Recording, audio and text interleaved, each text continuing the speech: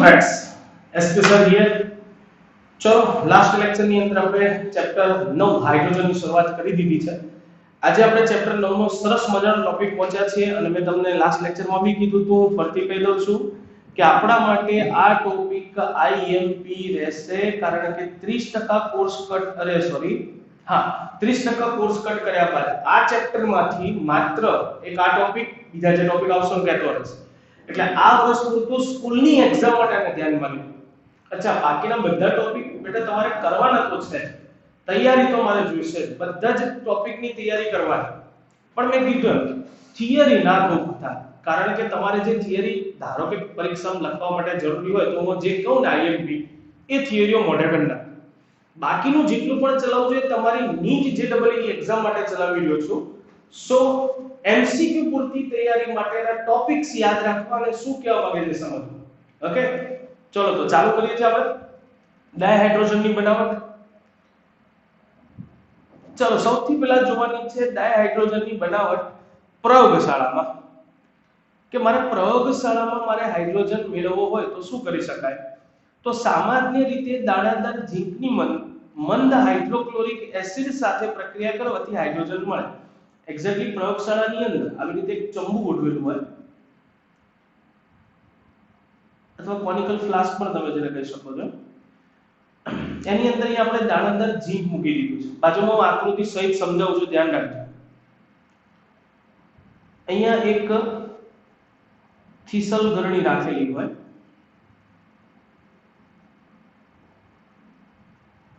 Clear? અહીંયા એક આપણે વિમોચન નળી ભરાઈ દીધી છે અને એ જે વિમોચન નળી હોય એ વિમોચન નળી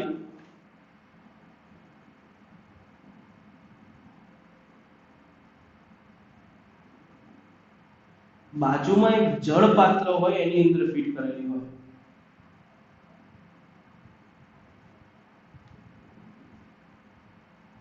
આ કસનળી છે.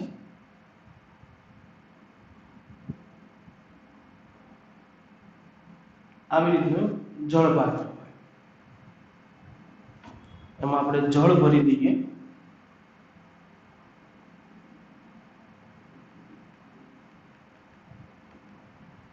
અને પછી શું કરવામાં આવે તો HCl જે હોય, મંદ HCl,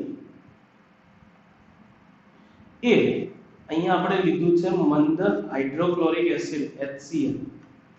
આ છે આપણી પાસે દાણાદાર ઝીંક. જેવું HCl દાણાદાર ઝીંક ઉપર પડશે એટલે તરત જ એમાંથી ZnCl2 બની જશે અને છૂટો પડશે હાઇડ્રોજન, જે ગેસ ફોર્મમાં હોય એટલે વિમોચન નળીમાંથી બહાર નીકળી અને અહીંયા પરપોટા સ્વરૂપે પાણીના અધઃ સ્થાનાંતરથી, લખું છું બાજુમાં, પાણીના અધઃ સ્થાનાંતર દ્વારા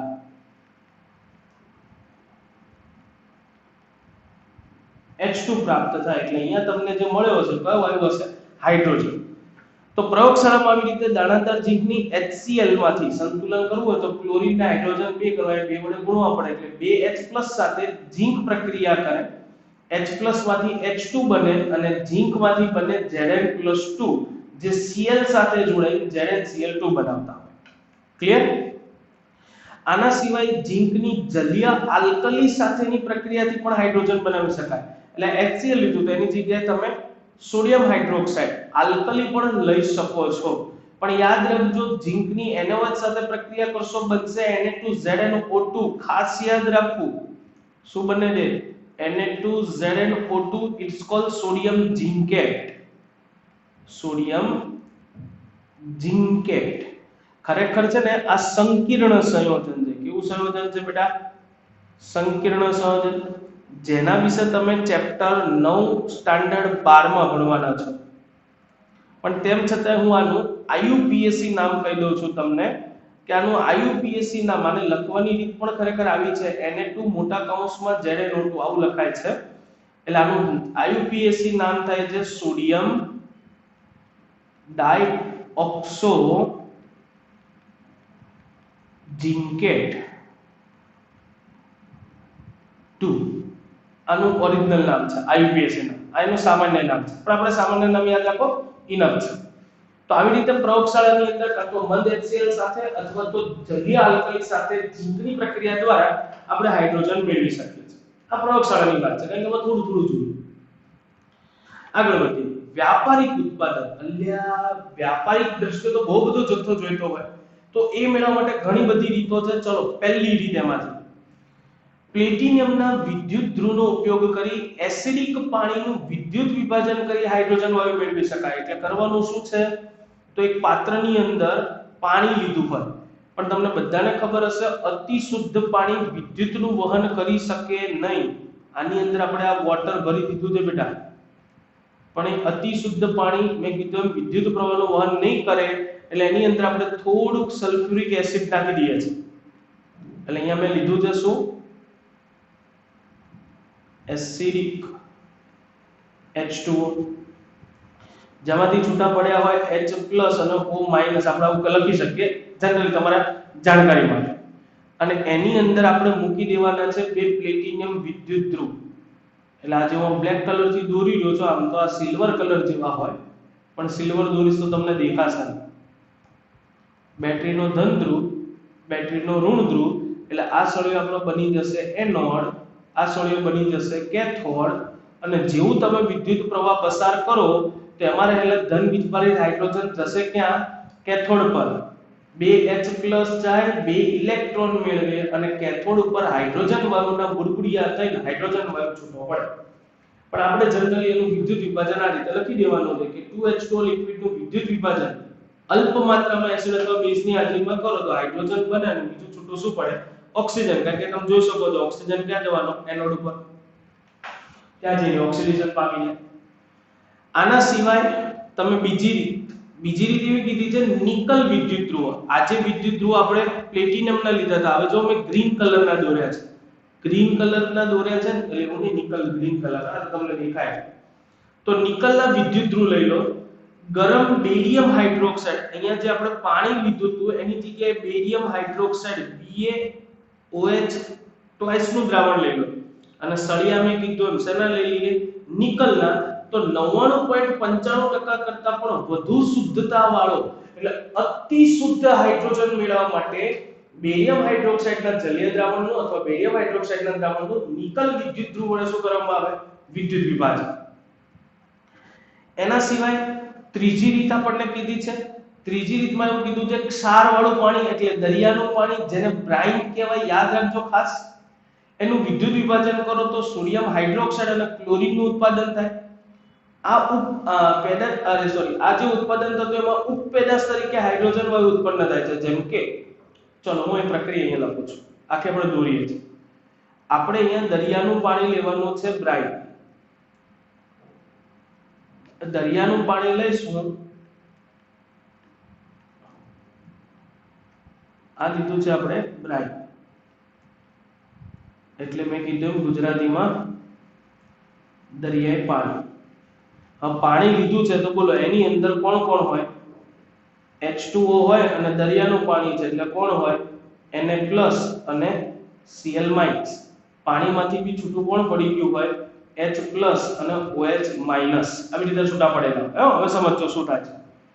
હવે જ્યારે તમે આની અંદર વિદ્યુત ધ્રુવ મૂકી આનું વિદ્યુત વિભાજન કરો તો દરિયાઈ પાણીનું વિદ્યુત વિભાજન કરીએ છીએ. ડિટેલમાં તમને 12મા ધોરણમાં ખબર પડવાની છે. આ છે આપણું કેથોડ, આ છે એનોડ. પણ તમે જેવો વિદ્યુત પ્રવાહ પસાર કરો એટલે જનરલી તમને દેખાય છે દ્રાવણમાં જોશો તો ધન આયન બે દેખાય છે, જો H+ ને Na+. અને ઋણ આયન જોશો તો એ પણ બે દેખાય છે, ક્લોરીન અને OH-. પણ OH- નું ઓક્સિડેશન મુશ્કેલ છે, જ્યારે ક્લોરીનનું ઓક્સિડેશન સરળતાથી થાય, કારણ કે એની સાંદ્રતા વધુ છે. શું વધુ છે, સાંદ્રતા વધુ છે. એટલે આ ક્લોરીન દોડતું એનોડ ઉપર પહોંચી જશે અને એનોડ ઉપર ઓક્સિડેશન પ્રક્રિયા થશે. એટલે હું અહીંયા એનોડ માટેની ઓક્સિડેશન પ્રક્રિયા લખું છું. અને ઓક્સિડેશન પ્રક્રિયામાં થાય કેવું કે Cl- જે પહોંચી ગયું હોય એ ઇલેક્ટ્રોન મેળવી લે અને બનાવી નાખે Cl2, સંતુલિત કરવા આપે બે જોઈશે. એટલે અહીંયા ક્લોરીન વાયુના બુડબુડિયા રહે. પછી થાય કેવું, તો આપણને બધાને ખબર છે કે હવે ધન આયનનો વારો છે કે જે ક્યાં જશે કેથોડ પર. પણ સોડિયમનું રિડક્શન એટલે કે કેથોડ ઉપર રિડક્શન થાય જે મુશ્કેલ છે, એના કરતા H+ નું રિડક્શન સરળતાથી થાય. તો જે સરળતાથી થાય એ જાય, તો H+ દોડતા દોડતા ક્યાં જશે? કેથોડ પર. તો રિડક્શન પ્રક્રિયા ક્યાંની? કેથોડની. એટલે કેથોડ ઉપર કોણ ગયું? H+.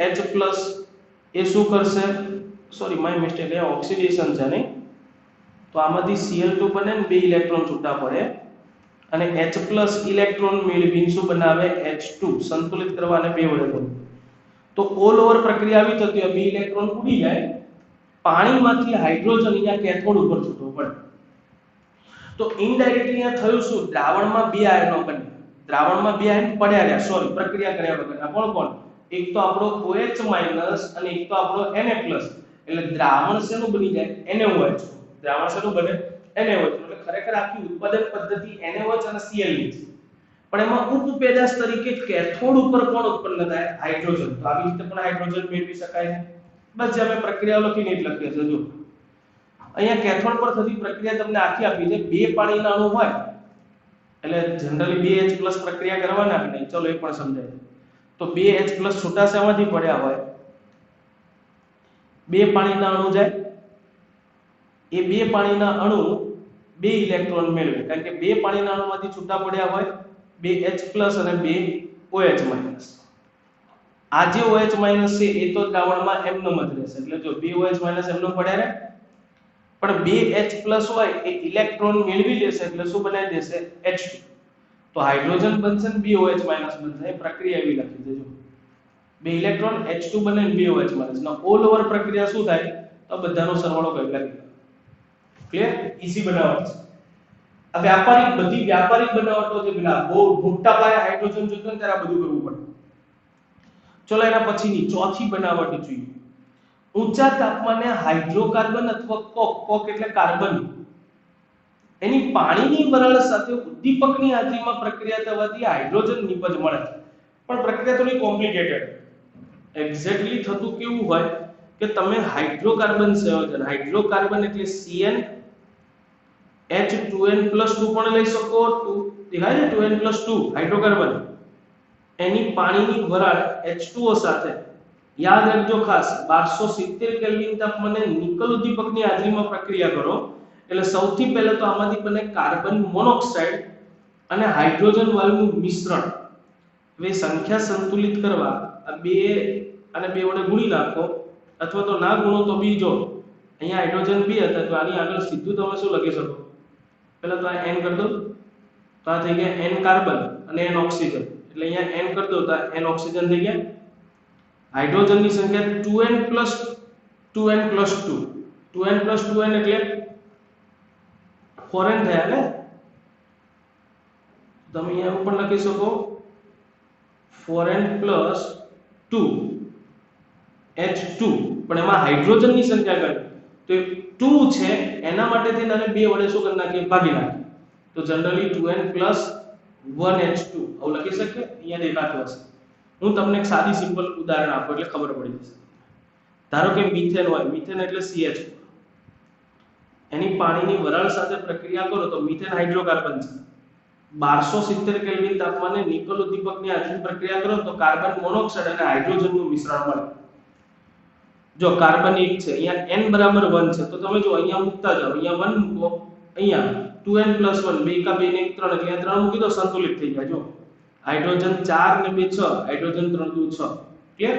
એટલે આ કોમન આંકડો લખ્યો છે સંતુલન. પણ મારો કહેવાનો અર્થ સમજો. અહીંયા થયું શું? કાર્બન મોનોક્સાઇડ અને હાઇડ્રોજન વાયુનું મિશ્રણ મળ્યું.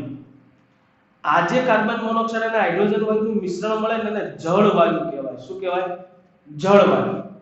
જનરલી જળ વાયુમાંથી હાઇડ્રોજન તમે સરળતાથી અલગ કરી શકો નહીં. પૂછો કેમ? પૂછ્યું? ચલો તો કહી દો. કારણ કે છે ને, જો કાર્બન મોનોક્સાઇડ બી પાણી ના ઓગળે, અને સોરી કાર્બન મોનોક્સાઇડ બી પાણી ના ઓગળે, હાઇડ્રોજન બી પાણી ના ઓગળે. બંનેના અણુ પકડી તો અલગ થાય નહીં. તો સલા બેને અલગ કરવા કઈ રીતે? તો આ બંને જળ વાયુમાંથી હાઇડ્રોજન અલગ કરી શકાતો નથી, એટલા માટે અહીં લખ્યું છે CO અને H2 નું આ મિશ્રણ જળવાયુ કહેવાય, જે એનો સાઇડ ઇફેક્ટ ગુણધર્મ આપ્યો છે કે એનો ઉપયોગ મિથેનોલ અનેક હાઇડ્રોકાર્બનના ઉપયોગમાં એટલે સંશ્લેષણને એટલે બનાવવાના ઉપયોગમાં લઈ શકાય છે, તેથી તેને સિંગેસ પણ કહેવાય. એટલે જળવાયુનું બીજું નામ છે સિંગેસ. હાલના સમયમાં આ જે સિંગેસ છે, હું હમણાં સમજાવું છું, પહેલા સમજી લો. હાલના સમયમાં જે સિંગેસ એટલે જળવાયુ છે, પહેલા એવું થતું હતું હાઇડ્રોજન મેળવવા માટે હાઇડ્રોકાર્બનનું દહન થતું હતું, અથવા તો કોક એટલે કાર્બન એનું પાણીની હાજરીમાં દહન થાય. જો નીચે સમીકરણ આપ્યું, લખતો નથી આપ્યું, તો એમાં બી કાર્બન મોનોક્સાઇડ અને હાઇડ્રોજન વાયુ મળતો. પણ પહેલાના સમયમાં પ્રક્રિયા ઉપયોગમાં લેવાતી હતી. અત્યારે હાલના સમયમાં સિંગેસ મેળવવા માટે સુએજ ગટર લાઈન જે હોય ને એનો કચરો હોય એ સુએજ પંપમાં ભેગો થાય, એનું કોહવણ કરી અને એમાંથી મેળવવામાં આવે, અથવા તો લાકડાના બારીક ભૂક્કા, લાકડાના ટુકડા, સમાચાર કાગળ, સમાચાર પત્રના કાગળ વગેરેમાંથી અને કોલસામાંથી સિંગેસ વગેરેમાંથી સિંગેસ મળે છે. કોલસામાંથી પણ સિંગેસ બનાવી શકાય. પણ યાદ રાખજો MCQ માટે, કોલસામાંથી સિંગેસ મેળવો તો એને કોલ ગેસિફિકેશન કહેવાય. કોલસામાંથી સિંગેસ મળે એને કોલ ગેસિફિકેશન કહેવાય. અને હાલના સમયમાં સિંગેસ ક્યાંથી મેળવવામાં આવે? સુએજ પંપ, લાકડાનો મેર, લાકડાના ટુકડા, સમાચાર પત્રોના કાગળ એનું કોહવણ કરે અને એમાંથી સિંગેસ મેળવે છે. પણ મેં કીધું સિંગેસ મળે સાહેબ આપણે હાઇડ્રોજન મેળવવાનો છે, તો હાઇડ્રોજન તો આમાંથી સરળતાથી અલગ થતો નથી અને એટલા માટે એની પ્રક્રિયા આયન ક્રોમેટ FeCrO4 ઉદ્દીપકની હાજરીમાં સિંગેસના મિશ્રણમાં કાર્બન મોનોક્સાઇડની પાણીની વરાળ સાથે પ્રક્રિયા કરવાથી હાઇડ્રોજનનું ઉત્પાદન વધારી શકાય. કઈ રીતે? તો હું સમીકરણ નથી લખતો, ઈઝી છે. એટલે કાર્બન મોનોક્સાઇડની પાણીની વરાળ સાથે પ્રક્રિયા થાય. મેં કીધું એમ ખરેખર સિંગેસ જે લો એમાંથી હાઇડ્રોજન પ્રક્રિયા નથી કરતો. કોણ કરે છે? પાણીની વરાળ સાથે પ્રક્રિયા કાર્બન મોનોક્સાઇડ જ કરે, જેથી કાર્બન ડાયોક્સાઇડ બને અને બાકીનો હાઇડ્રોજન બીજા હાઇડ્રોજન સાથે જોડાઈ જાય, જેથી હાઇડ્રોજનનો જથ્થો શું થાય? વધી જાય. અને હવે આ જે મિશ્રણ મળ્યું કોનું CO2 અને H2 નું મિશ્રણ, એને પાણીમાંથી પસાર કરો તો CO2 પાણીની અંદર ઓગળી જાય, પણ H2 પાણીની અંદર કેવો હોય? અદ્રાવ્ય. તો પરપોટા સ્વરૂપે પાણીમાંથી શું થાય? બહાર નીકળી જાય. મિશ્રણ હોય આખામાં પાણી ભર દો, પસાર કરતા જાઓ તો તમે જોઈ શકો છો કાર્બન ડાયોક્સાઇડ અહીંયા ઓગળી જવાનો અને હાઇડ્રોજન વાયુ હોય પરપોટા સ્વરૂપે શું થાય? બહાર નીકળે. એટલે આ નાખો પણ આખે આગળ પડતી એક નાની એવી સિમ્પલ રચના હોય. આ પાત્રની અંદર આવી આખી રચના હોય.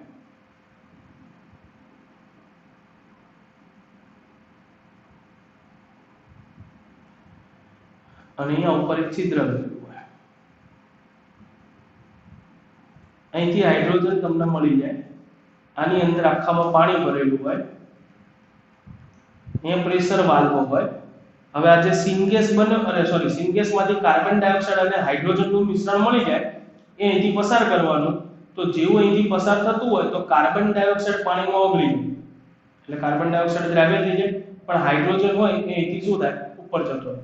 વધારાનું પાણી હોય એથી દૂર કરતા રહે, નવું પાણી નાખતા જાઓ તો વધુમાં વધુ હાઇડ્રોજન તમે મેળવી શકો છો.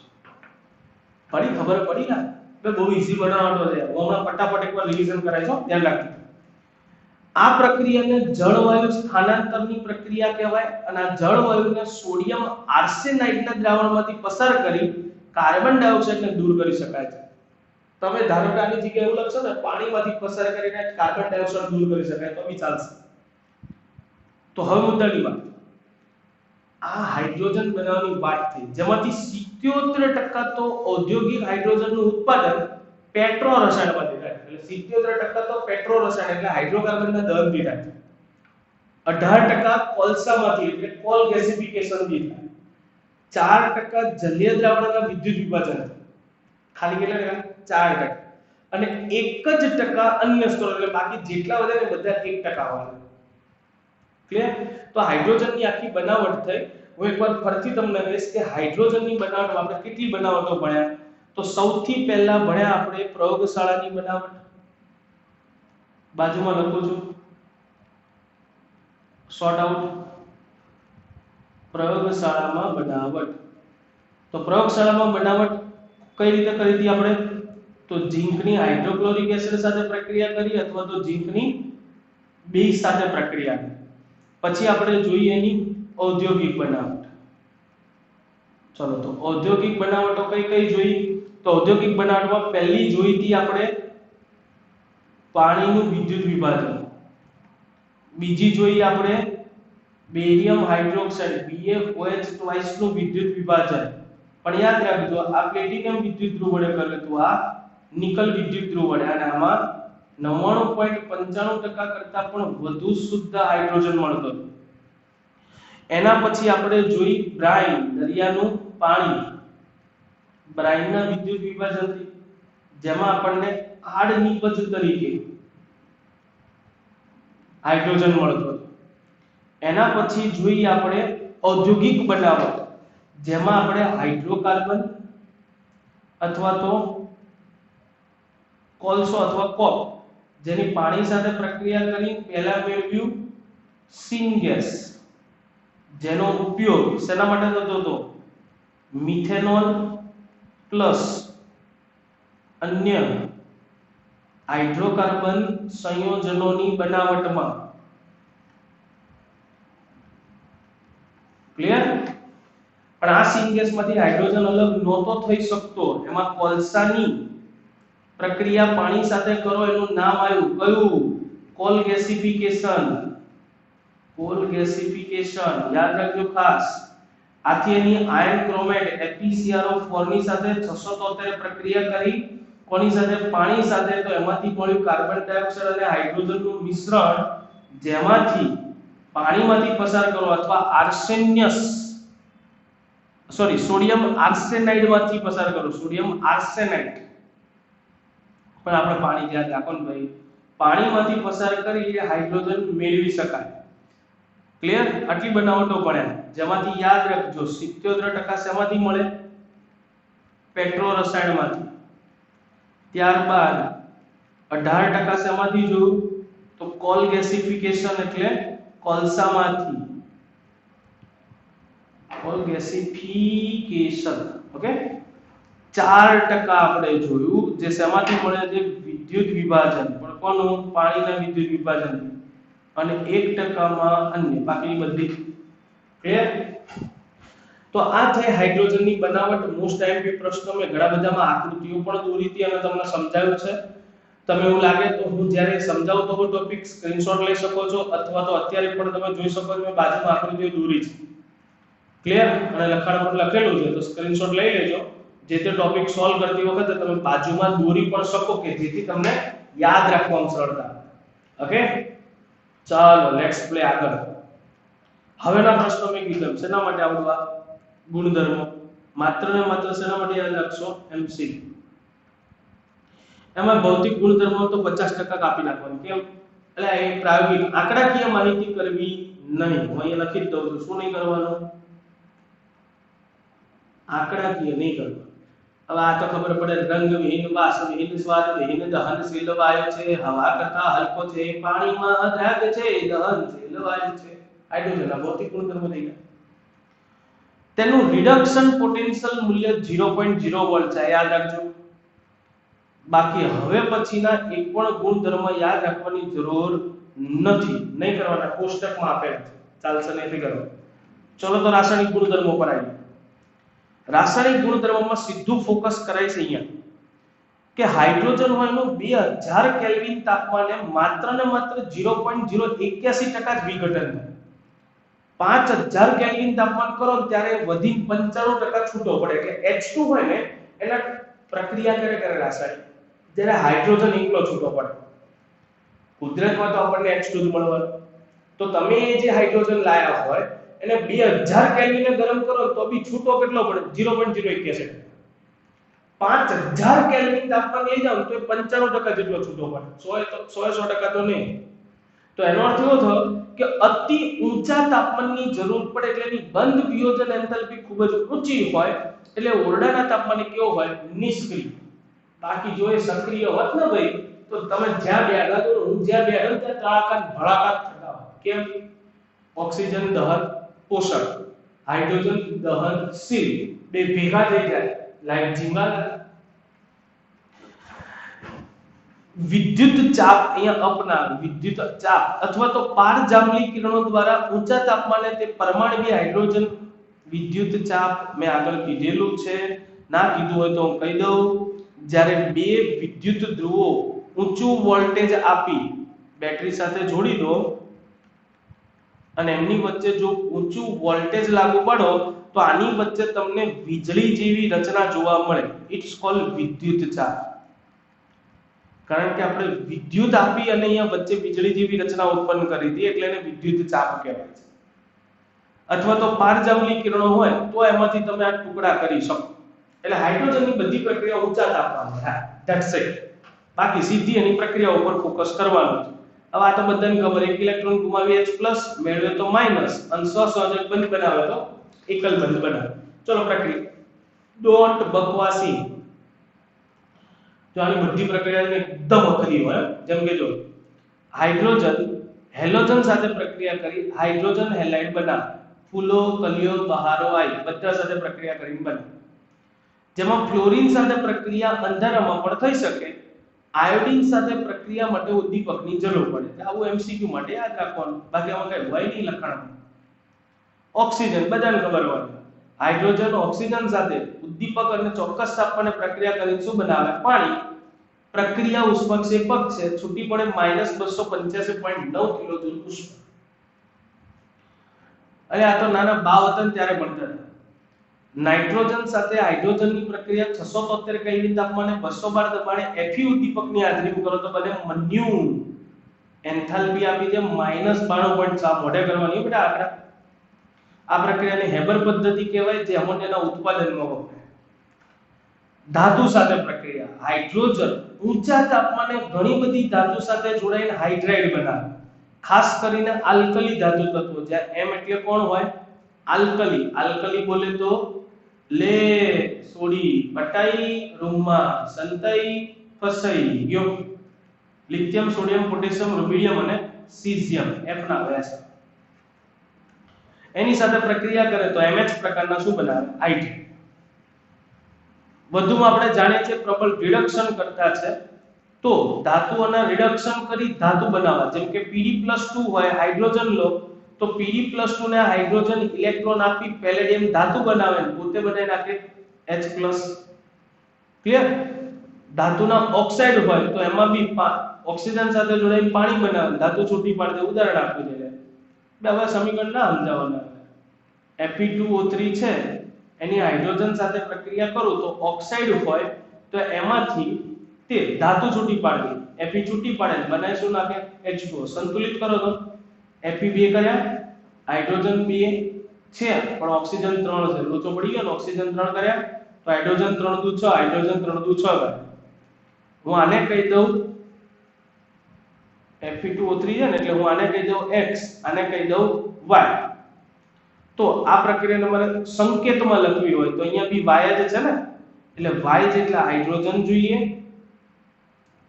અને એની સાથે MX ધાતુને કહી દઉં M. તો MXOY ઓક્સાઇડ સંયોજનનું સૂત્ર હોય તો એમાંથી X જેટલી ધાતુ છૂટી પડે અને Y જેટલા H2O છૂટા પડે. સાંકેતિક ભાષામાં સંતુલન કરે તો ચાલ. ક્લિયર? ઈજી છે જવાબ. એના પછી કાર્બનિક સંયોજનો સાથે પ્રક્રિયા. ખાલી ઉદાહરણ યાદ રાખજો, નામ યાદ રાખજો કે હાઇડ્રોજન ઉદ્દીપકની હાજરીમાં ઘણા બધા કાર્બનિક સંયોજનો સાથે પ્રક્રિયા કરે.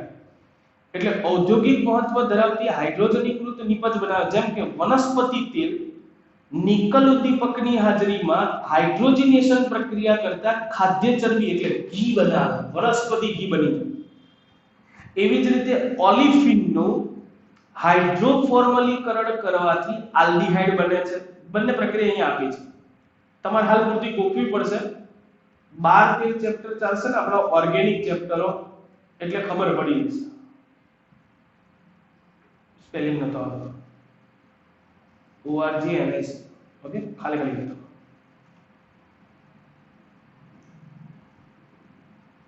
પડી ખબર અને ખોટો બોલ્યો તો ભૂલ ચૂક લેવાની પણ ખબર હું ખોટો બોલ્યો દોઢાઓ ચલો ધ્યાન રાખો હાઇડ્રોજનીકરણ પ્રક્રિયા વનસ્પતિ તેલમાં ડબલ બોન્ડ વાળા સંયોજન હોય જેમાંથી બંધ તૂટી અને બંને બાજુ હાઇડ્રોજન ઉમેરે ક્લિયર અને આ જે કાર્બન હોય કાર્બન મોનોક્સાઇડ એમાંથી કોઈ એક અણુ સાથે એટલે જો જનરલી કેવું થાય આવું થાય આ હાઇડ્રોજન એક અહીંયા ઉમેરાવે એક હાઇડ્રોજન આની સાથે જોડાઈ CHO બનાવે જ્યાં બીજા કાર્બન સાથે જોડાઈ જાય જો અત્યારે આવું મૂકો પછી RCH2CHO હોય તો આ બંને હાઇડ્રોજન આ કાર્બનને મળી જાય એ કાર્બનને મળે તો CH2CH2C H2OH થઈ જાય એટલે OH પાછળ જતું રહ્યું ક્લિયર તો આ સંયોજનો આપણે આગળ ભણવાના છે યાર શું કામ ટેન્શન ક્લિયર અત્યારે ટેન્શન નહીં લેવા ઓલિફિન સંયોજન કોને કહેવાય તો દ્વિબંધ ધરાવતા સંયોજનોને ઓલિફિન કીધા છે યાદ રાખજો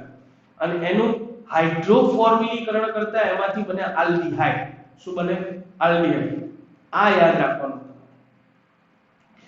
ચલો તો આ હાઇડ્રોજનનો ઉપયોગો જોવાના છે આવી જાવ ઉપયોગમાં એક મોટો ઉપયોગ છે એમોનિયા અને નાઇટ્રિક એસિડ નાઇટ્રોજન યુક્ત ખાતરો આ બધું બનાવવા માટે ડાયહાઇડ્રોજન સોયાબીન કપાસના બીજ વગેરેમાંથી બહુ અસંતૃપ્તિય વનસ્પતિ તેલનું હાઇડ્રોજનેશન કરેલ વનસ્પતિ ઘી બનાવવા માટે ઉપયોગી છે કાર્બનિક સંયોજનોની બનાવવા માટે ખાસ કરીને આપણે આ જો હાઇડ્રોજન સિન ગેસ લીધો છે કોબાલ્ટ ઉદ્દીપકની હાજરીમાં પ્રક્રિયા કરો તેમાંથી બને મિથેનોલ તેનો બહોળો ઉપયોગ ધાતુના હાઇડ્રાઇડના ઉત્પાદનમાં અને વધુ ઉપયોગી રસાયણ HCl ની બનાવટ માટેનો થાય છે આ વધારાના ઉપયોગો આપે છે અહીંયાથી જે દેખાય કે ભારે ધાતુ ઓક્સાઇડમાંથી ધાતુમાં રિડક્શન કરવા માટે તે ઉપયોગી છે જેમ કે આપણે જોયું હમણાં જોયું ને આપણે કે કોઈ ભારે ધાતુના ઓક્સાઇડ હોય એમાંથી ઓક્સિજન કાઢીને ધાતુ મેળવવી હોય તો પણ આપણે કોનો ઉપયોગ કરી શકીએ છીએ હાઇડ્રોજન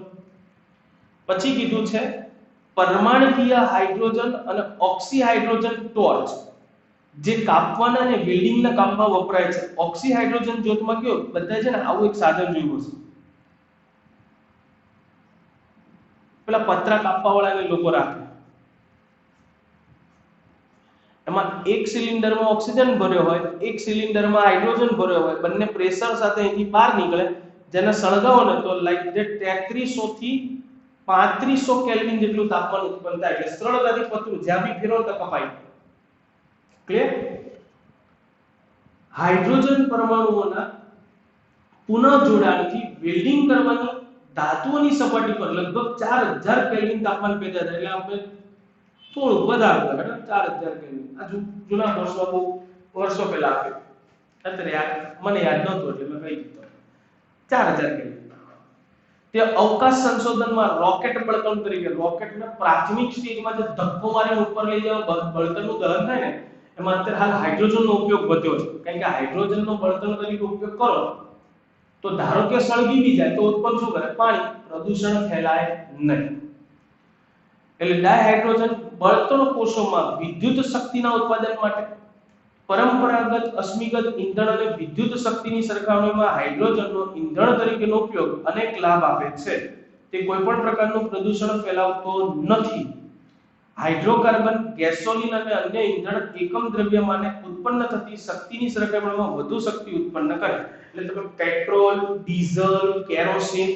આ બધું સળગાવો તો જે ઊર્જા ઉત્પન્ન થાય એના કરતાં વધુ ઊર્જા હાઇડ્રોજન આપે એટલે ભવિષ્યમાં હાઇડ્રોજનનો ઉપયોગ ઇંધણ તરીકે થઈ શકશે તો વધારાના ઉપયોગો છે એમસીક્યુ માટે આની અંદરથી તમારી રીતે અલગીકરણ કરી સાઈડમાં ટોપિક લખી રાખવા મેં કીધું આ મોઢે નથી કરવાનું તમારે મોઢે માત્ર એક જ પ્રશ્ન કરવાનો હતો હાઇડ્રોજનની બનાવટ જે કોઈ ફૂલ ડિટેલમાં એ ડિસ્ક્રાઇબ કરે છે ઓકે અને હવે આવ્યો પાછો આ વર્ષે રાખેલો ટોપિક હાઇડ્રાઇડ સંયોજન This also અતિ મોસ્ટ IMP ફોર આ વર્ષની થિયરીમાં અને MCQ માટે તો ખરો જ પણ અહીંયા આપણે જોઈશું તો we can't next start